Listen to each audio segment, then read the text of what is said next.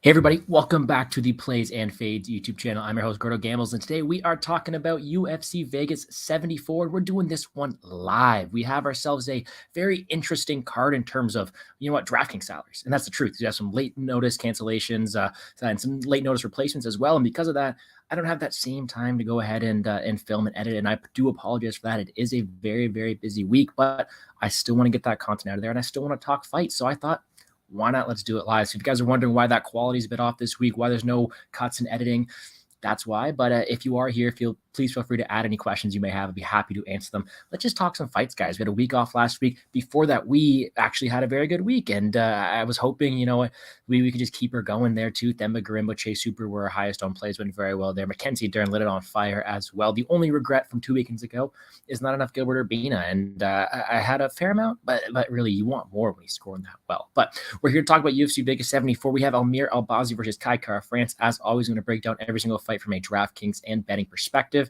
If you have any questions, please leave them down in the comments down below. Also, hit the like button, subscribe to the channel. Let's do this. Now, like I said, no cuts, nothing smooth for me. I may even be lagging a bit on my end, so if I am, I'll try to fix it here. But we're going to try to bring up these DraftKings salaries. We're going to talk about these fights one by one, and this could make it even laggier.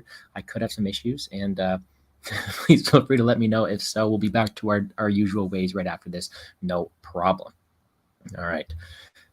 Very first fight of the night, we have ourselves Felipe Lin versus Maxim Grishin. Maxim Grishin 8.4K, Lin 7.4. Really, when you have this fight here to start the fight off, it's an interesting one because both these guys have potential that we haven't really seen from them. And the one thing you can say for sure is we know that Felipe Lin's going to be consistent. We know that this is a guy we're going to get a finished product out of. He's a guy who at 8.8K, we can trust what he's going to go out there and wants to do. He wants to strike from range. He wants to use his technical striking and really outpoint someone to a decision. He has some decent power, but he's more so a guy who is a technical striker. He lacks volume. He lacks aggressiveness on the ground despite his decent ground pedigree.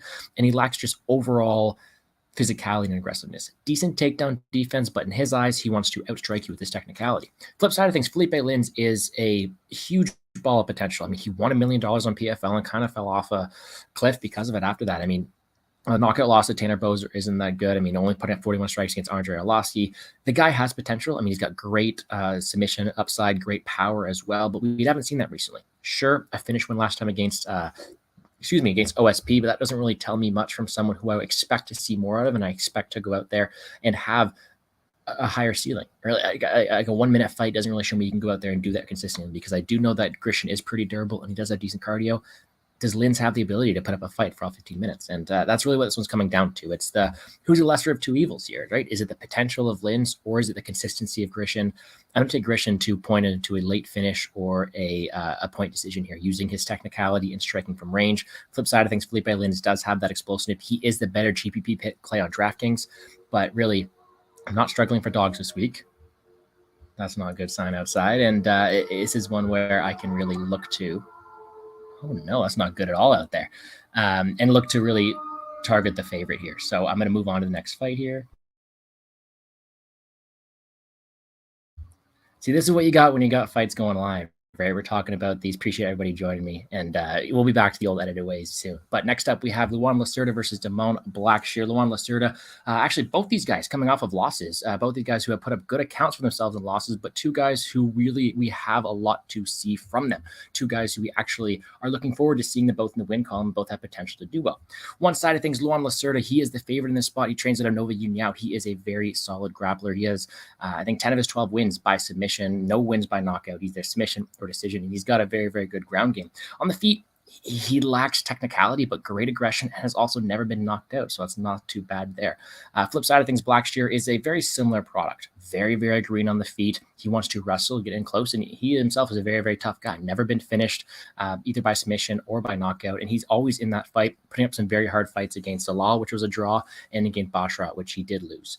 And really what this comes down to is the more physical, dominant wrestler in Blackshear versus the guy who's more potent, right? The guy who's more dangerous is, in my eyes, Lacerta. And when I'm looking at the way this fight could go, sure, there's a possibility that Damon Blackshear can go out there and control Lacerta for 15 minutes with his superior wrestling.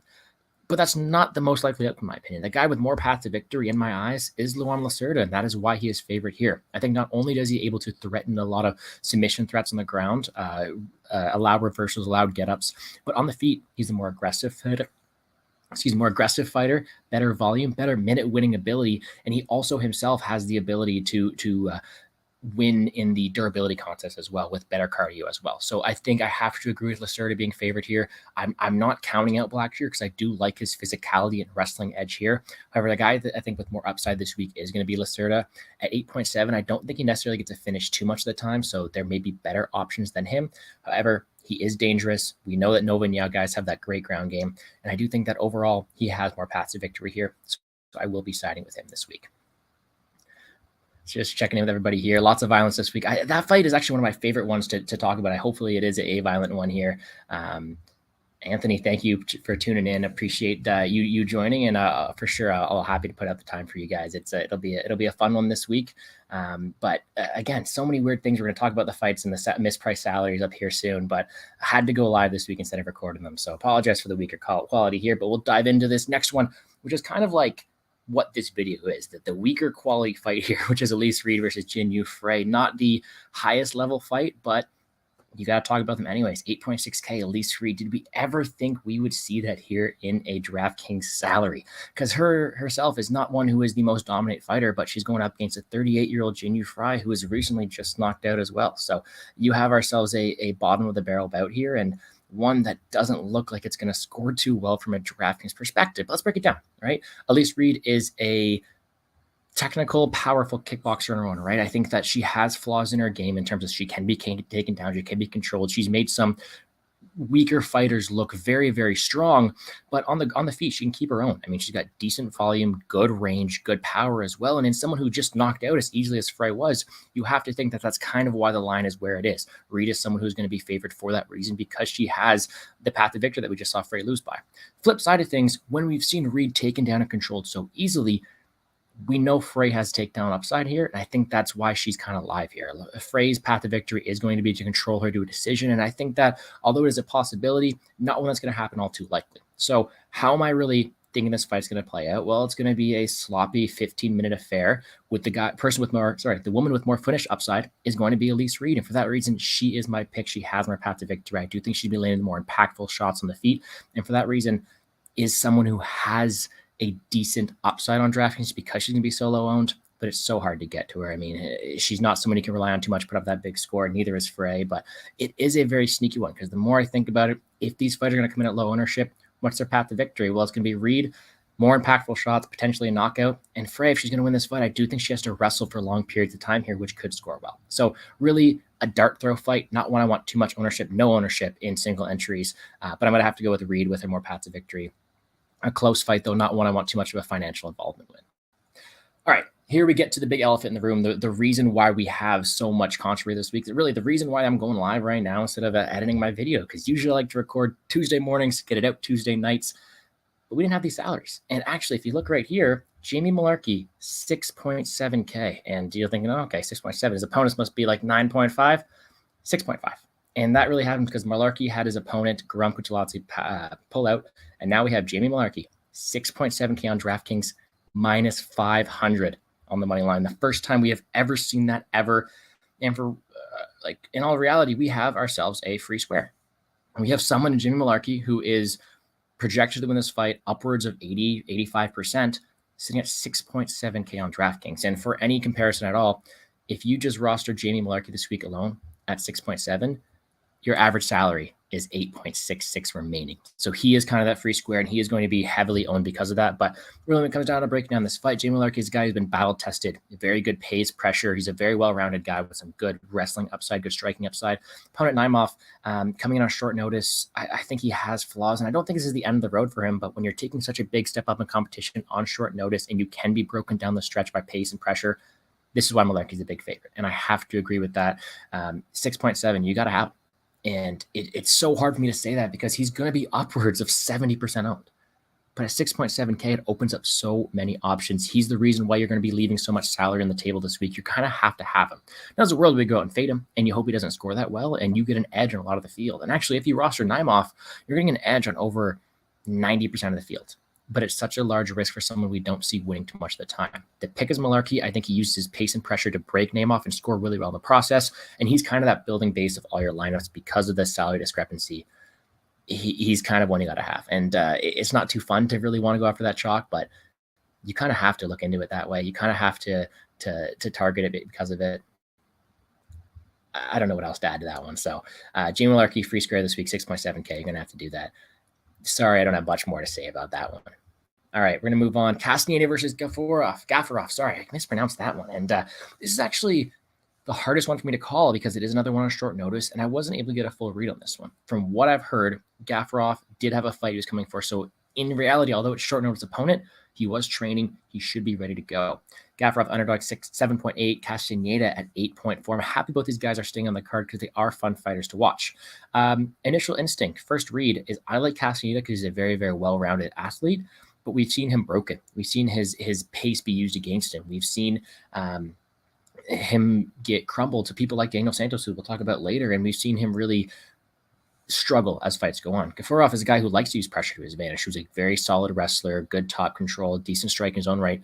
Both these guys are really well-rounded, and it's hard for me to trust the guy on short notice to be able to break someone in Castaneda, but when we've seen it happen before, I think the underdog is very, very live here. I am going to have to pick Gaffarov to win. I love Castaneda as a prospect. I think that he is someone who's going to go with as well, but I do think this fight should be really 50-50. I think that the striking exchanges are going to be close. I like the hand speed of Castaneda, but if you can't sustain it for 3 rounds, he's so hard to back here at this price tag and at a favorite here. So this fight's really close to me. I think it should be 50-50, and if so, we get ourselves another underdog. And I'm going to take the underdog shot in Gaffarov here.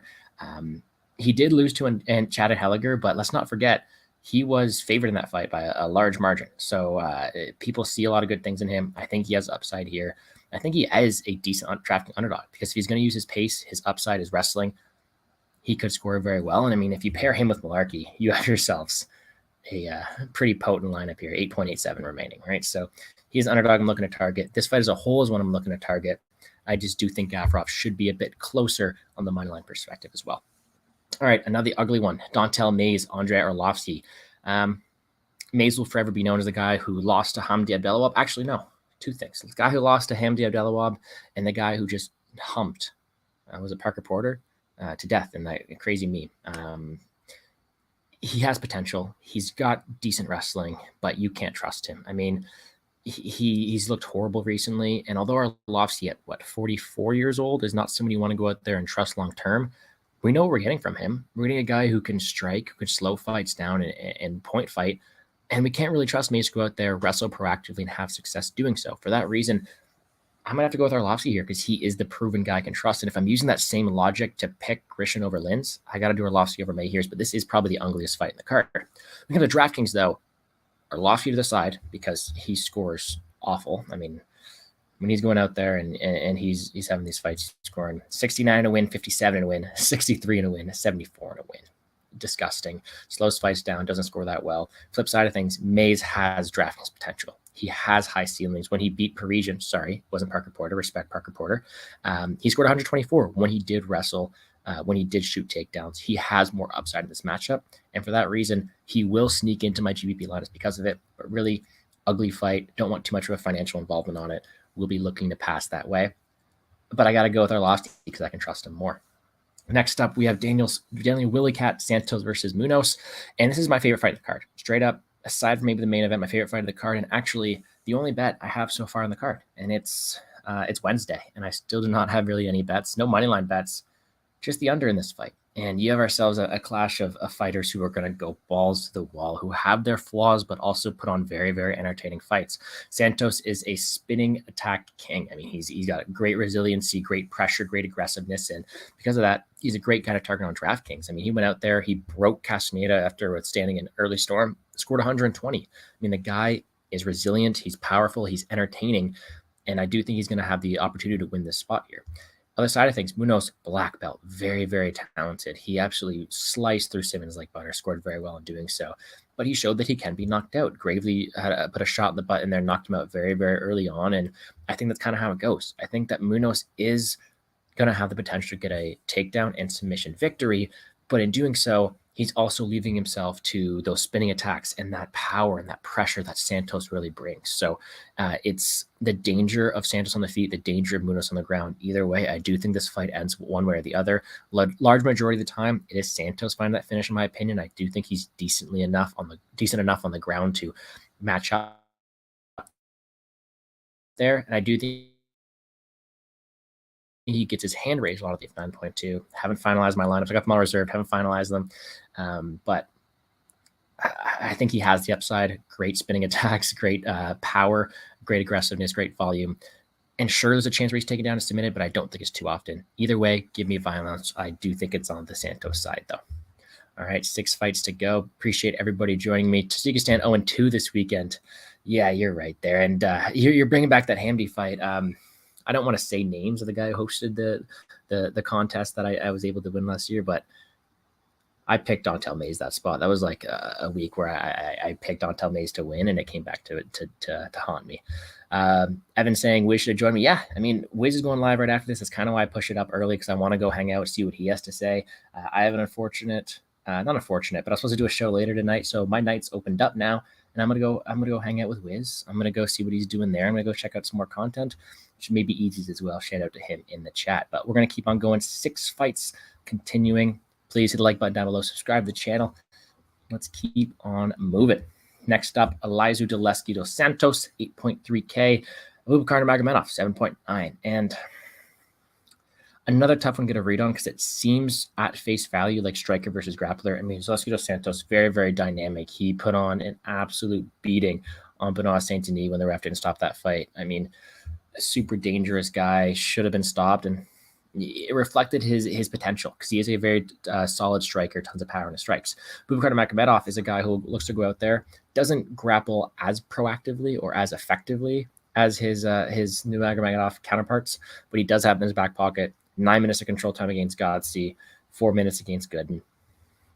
I do think that he does have wrestling upside here, and I think if he wants to win this fight at a high clip, he's going to have to take down Zoleski, who that's easier said than done. End of the day, the pick for me is going to be Zoleski dos Santos, because I do think he has more paths to victory. I think that the difference in the striking is larger than this difference in the wrestling. And of course, there's a world where Nurmagomedov's always able to clinch control and pressure Zoleski and win a grimy decision that way. But I think the guy landing the more impactful strike, the more damaging strike, is going to be Zoleski. And for that reason, I'm picking him to win. But what does he score? I mean, this guy isn't historically the best scorer. I mean, he put on the beating of a lifetime. He only scored 97. He does have some 100-point wins, but they're far and few between. Akhmedov, 85 points. In wins, he's scoring 53. Like, he can win, but usually when he does it, it's not scoring all that well. And for that reason, when there is so many GPP plays this week, he's not really fitting into any of them.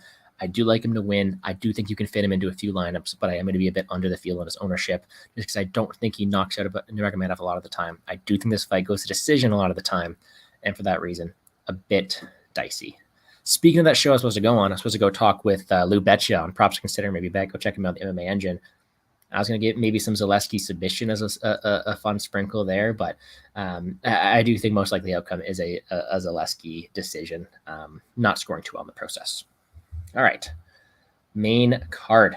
Karine Silva, 9.3. Soza, 6.9K. Silva off a solid winning streak, and Soza making her debut here. And Karine Silva has always been the story of, can she get an early finish? Because I think she's 100% finish rate. All her wins happen in the very first 2 rounds. After that, she slows down, falls off a cliff completely. And that's not always what you want to see from someone at 9.3K, but it's hard to deny her upside here. I mean, she's facing someone she's going to have the experience edge over, someone who should be a better fighter than all around.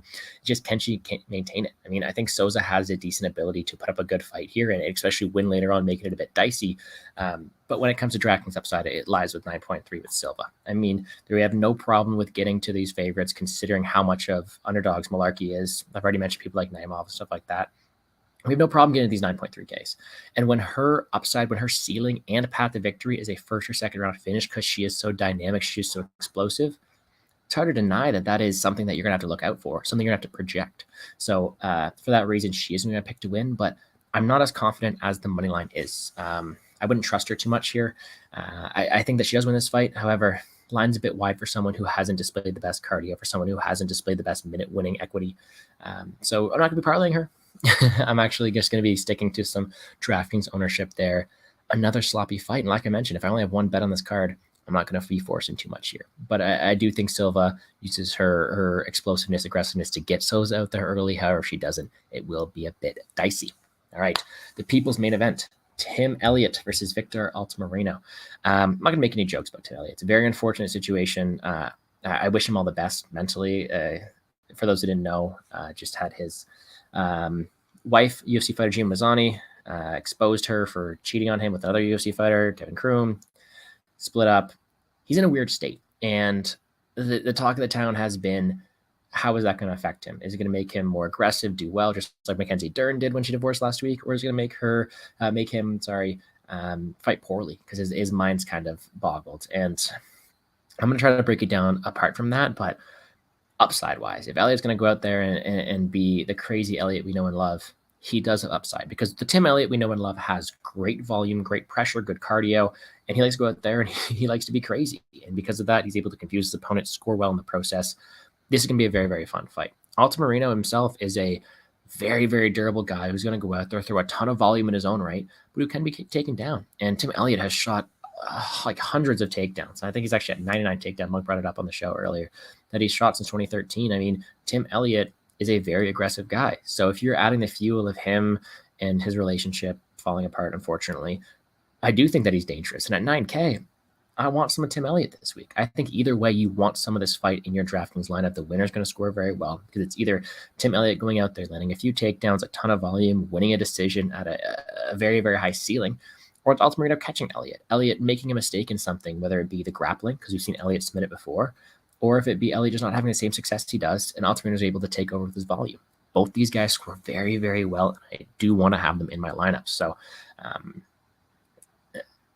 I'm going to take Elliott. I think he's able to be fueled by it. I think he's able to use that anger and shoot a ton of takedowns, put on a clinic, and I wish him all the best. This is a very, very fun fight, and I am very much looking forward to it. Give me Tim Elliott, though, by decision. All right, 3 fights to go. Zoleski, like spots runs it. Carlos Diego versus Johnson. Yes, what a crazy fight that was. I know we talked about that for a bit. Previously last card we went to. I did bet on Diego Ferreira that time, and if you would have told me he would have knocked out Michael Johnson stiff, wouldn't have believed you, man. What a crazy knockout that was. That was a fun one. Evan asking if we should fade Elliott. I think you want ownership of both guys. Altamarino, I think, is going to go overlooked this week because of that, but at the same time, I think Elliott overall is the better fighter. I just hope his judgment isn't clouded because of it. All right, 3 fights to go. We're at 22 minutes in. I don't want to keep this too long, so I'm going to try to keep her going here. Gordon versus Miller. Elephant in the room here. Jared Gordon was knocked out. I know it says no contest, but he was knocked out cold a couple months ago, and he's coming back very, very quick. Now, that is the elephant in the room here, because what we have on the other side of him is a fighter in Jim Miller, who is just a killer to be killed guy. He's getting up there in age, but he still has a ton of power. And if there's someone you don't want to be shitty against, it's kind of Jim Miller, because he's explosive, great ground game as well. But Miller doesn't win the most minutes. And I think it comes down to, if we throw that green fight away, Jared Gordon is the better minute winner, and he should be favored in this spot. However, we're talking about DraftKings. Miller is a punt play and a half, because hidden win condition is knocking out Jared Gordon. And we just saw Jared Gordon knocked out. We saw his chin be a problem, and it's probably even worse of a problem now after that knockout loss that happened 2 months ago. Jim Miller is very dangerous. I think that if he wins this fight, he's going to score very well, and it's probably going to be on a crazy lineup that doesn't use the full 50K salary. He is a great GPP play. I'm still taking Gordon to win, though, because I would pick Gordon to win if it wasn't for that fight 2 months ago. And I think that when it comes to styles, Gordon has the ability to slow this fight down, push him against the cage, wear on Miller a bit, who is getting up there in age. So I think that the guy with more finish upside is Miller. The guy with more win equity here is Gordon. Because of that, give me Miller on DraftKings. Give me Gordon to win the fight, though. Not just because Gordon has a great name, but just because I do think he has a style to get her done. Miller at 7.1K, very, very live, though. Co-main event, Alex Caceres, Daniels, Pineda. Speaking of guys that are live, 7.3K. I mean, Pineda has 28 wins, all of them by finish. 28 wins by finish, and even more than that because of his suspension by the PFL. Sure, he could have been on roids. Roids or not, 28 wins and 100% finish rate is absolutely incredible. Guy's very explosive, very, very good ground game, and he put his explosiveness on display against Tucker Lutz last time. Great power. And what we're getting here is a guy whose path to victory is a finish, whose path to victory scores great on DraftKings at 7.3. When he wins, he's scoring 102, 137, 103, 106, 108. I mean, he scores very well in his wins, but he's got like a round and a half of gas, and then he fades. And so he's another one of these guys just like Jim Miller, who on DraftKings is a great target because his ceiling is super high. If he wins this fight, he's going to be in the optimal lineup. But if he loses, he's putting up 12 points. And I do think that Caceres should be favored. Caceres is a lot more technical. He's a great striker from range. He's going to have the advantage in a lot of spots here, including cardio.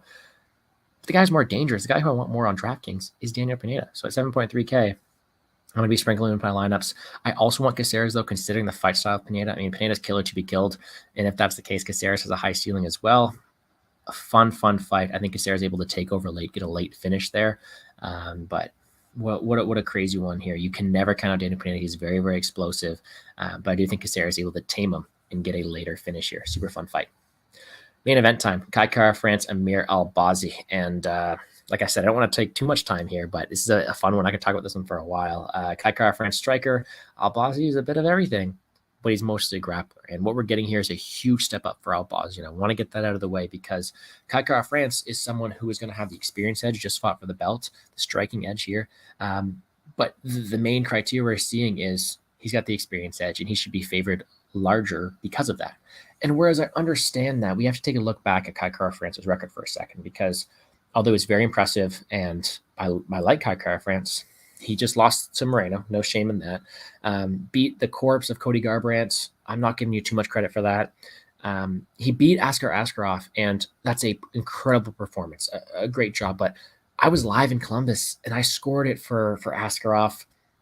We'll throw an X on that one there. We'll kind of like put it off this side. And then Bontarine, incredible power resiliency, but he got dominated. I mean, he got dominated in that first round, taking down control. Then if you're giving those positions to someone like Albazi, that's not a place you want to be in, because I think Albazi has better cardio than Bontarine does. And I think Albazi may be able to get the finish in that spot there. So Kai Kara-France, although an incredible fighter and someone who I think is going to put up a great fight here, I do think he has flaws. And I do think he has a tall task ahead here in Albazi, who, although hasn't fought the best level of competition, is disposing of them accordingly. I mean, he was showing off his striking last time against Costa. He showed up he has a very good takedown and submission game against Figueiredo and Gordo. And although he went close with Master Z, not the best win, he got the win. And that's all you got to do sometimes in these spots here. So don't get me wrong. This is a very, very close fight, a very, very fun one to talk about. But if I have to pick a winner, I'm leaning towards Amir Albazi. I think that he's able to get those the spots, get Kai Kara-France in the spots that many people have gotten him in the past, whether that be with solid takedown, solid top control, but he's going to threaten a lot of things. And I think that the discrepancy in the grappling is larger than the discrepancy in the striking. Of course, the longer this fight goes, I favor Kai Kara-France. I think he's got incredible technical striking, makes great adaptations, and is dangerous later. But fun fight. I kind of want to bet the fight doesn't go. We'll see if I get there on that. Pick is Albazi, not with too much confidence, but he's another great DraftKings spot. I think when it comes to DraftKings, Albazi the preferred play because his win condition scores better than Kai Kara-France's. Super fun fight regardless. I do not get mad at you for picking either side, but gun to my head, I'm picking Albazi because I've seen Kai Kara-France taken down control before, dominating those position. I think Albazi can do the same. Yeah, close one there. So, yeah, poor Tim, man, poor Tim. But I hope he gets a win this weekend. It'll be a fun fight nonetheless. It could be. Altamarino was very, very live, and even without this whole thing of Elliott being distracted, I think Altamarino was very, very live. Yes, Dern did very, very well. Push put up 153. Elliott could do the same. Doesn't have 5 rounds to work with, but maybe. Am I joining Wiz live after this? If he asks me, maybe I'll talk fights, but I'll see you in the comment section nonetheless. Either. Maybe a smart fight picking crack, hard to pick. Very hard to pick, and I think that better minute winner Leroy. More dangerous round 1, Pineda. So can Leroy survive the early storm? We are yet to see. But what we're going to do is we're going to go through the full card, give my full card picks and prediction, my quick picks, sorry. In the very first fight of the night, I'm taking Maxim Grishin. I think he's just the more reliable fighter. I'm taking Lacerta because he's the more aggressive striker, and I think that this kind of he's more path to victory there. Taking Reed and fading the older and decaying chin of Frey, but a very close fight. Taking Malarkey. Taking Gaffarov in what is a extremely close fight. I just want to pick a couple dogs here now, and I do think that he's able to break Castaneda. Taking Arlovski to slow the fight down and be the more reliable fighter again. Taking Santos to use his dynamic strike in the feet and knock out Munoz. Taking Zoleski to Santos to be a more impactful striker and win a decision that way. Picking Silva to win early on, but if she doesn't, it will be dicey. Picking Elliott to avenge his marital issues and put on a dominant performance against Altamarino. Gordon to go out there and ignore the concussion history and stuff like that and put up a decent decision win over Miller. Caceres to outweather the early storm of Pineda and get a finish his own right. And Albazi to use his wrestling and grappling and make it a very, very fun main event there. DraftKings-wise, you need Malarkey. I wish I could say otherwise. 6.7K free square this week. I love having Santos. I think he's a great GBP option. I love having Elliott or Altamarino either side. Great play. And I love Albazi as well. So that's kind of my core four. When it comes to underdogs, I like, of course, Malarkey. You don't need too many others other than that. But I love having Gaffarov there. I think Frey's sneaky, but you don't want too much of her. Munoz itself, if you don't take Santos, you would target it. Soza's very sneaky as well, but it's really Altamarino, Gaffarov, Albazi, and then the GBP underdogs are Pineda and Miller, high upside that way. So a lot of ways you can get different, a lot of salary left on the table, and really a fun card because of it. There we go. Okay, well, 31 minutes. And like I said, I do apologize for, the lack of editing on this one, the short notice nature, but hopefully you guys are able to gather some knowledge from this one and take down some lineups accordingly. Betting wise, not the most information for me, but hopefully the breakdowns of these fights help you towards the betting windows. And of course, I'll post my full card breakdown as always on Friday night. Let's see if we got one last thing here before I head out. Leroy Cairo, I hope so as well. D's, I think it should be good. Pineda is killer to be killed. Really depends what kind of doctor he has this weekend. I wouldn't do that too much because Leroy does have some KO equity later on. Pineda really is killer to be killed. So, yeah. I don't mind this because Pineda is so dangerous early on too. So we'll see. Yeah, knowing the numbers is big. It is. So sometimes you just got to look around that way. Hopefully I'm able to give you some insight that way. Feel free to message me on Twitter if you have any questions regarding that the other way. Leroy decision, no bet. No, because Pineda is so dangerous there. Me and Wiz have done a ton of shows together. Hopefully do some more in the future as well. Appreciate everybody for tuning in. Wiz sent me the link. I'll see you there. Perfect. Well, it looks like I'll be joining Wiz there later on as well. But if you're catching this after the fact, I appreciate you joining in, showing some love on the video. Hopefully I'll throw some timestamps in there. And hopefully I'll be back to my normal ways next week for the card in Canada. Vancouver, UFC 289 should be a big one. Hopefully get back to my ways. And we have no Jamie Malarkey's at 6.7K on that slate there. But that's going to do it for me here on the Plays and Fades YouTube channel. Hopefully I've given you guys enough insight to take down some DraftKings and betting lineups this weekend. Please leave a like button down below. Subscribe to the channel. Check me out on Twitter @GamblesGordo. And I wish everyone the best of luck this weekend. Let's make some money, guys. Peace.